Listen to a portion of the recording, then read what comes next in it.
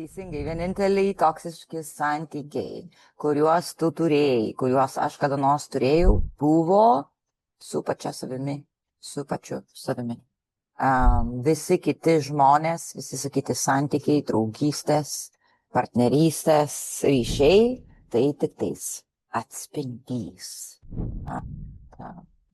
Mes skaudinom save per save. Kiti žmonės tik tiksliai parodė, ką, kaip aš elgiausi, ar kaip jūs elgėtės su savimi.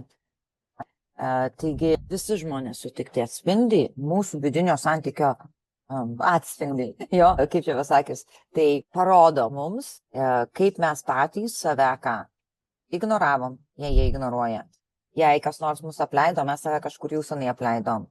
Jo? Jei kažkas mus žemina, jau mes save irgi kažkur tai žeminam. Ne todėl, kad žmonės mums specialiai kažką daro, todėl, kad mūsų sistema, nervinė, pasąmonės, visų programų laiko tai norma. Jo? Jeigu aš vargstu toksiškose santykiuose arba kažkur, kur mane kažkas žemina, vadinasi, mano nervų sistemai tai yra norma, tai buvo įrašyta vaikystėje kaip norma. Tai vėl nėra ko pyktis, tik tais susiprasti, kad visi išoriniai sprendimai labai lengvai ateis per jūsų vidinį sprendimą. Gerai? Tai va, kiek kartų jūs patys pasirinkot tylėti, vietoj to, kad pasakyti, kiek kartų pasirinkot pasakyti viskas gerai, kai iš tikrųjų norėjot giliau kažką išreikšti. Jo.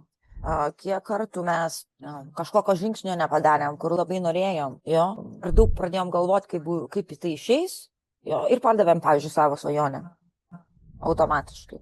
Tai vėl, kūnas viską žino.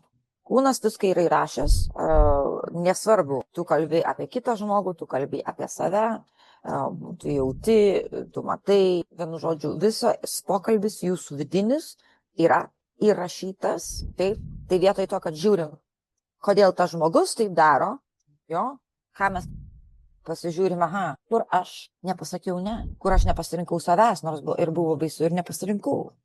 Kur mano kūnas jautė, kad nėra man gerai, bet aš leidau į protui mane suvilioti, kad tai turi būti.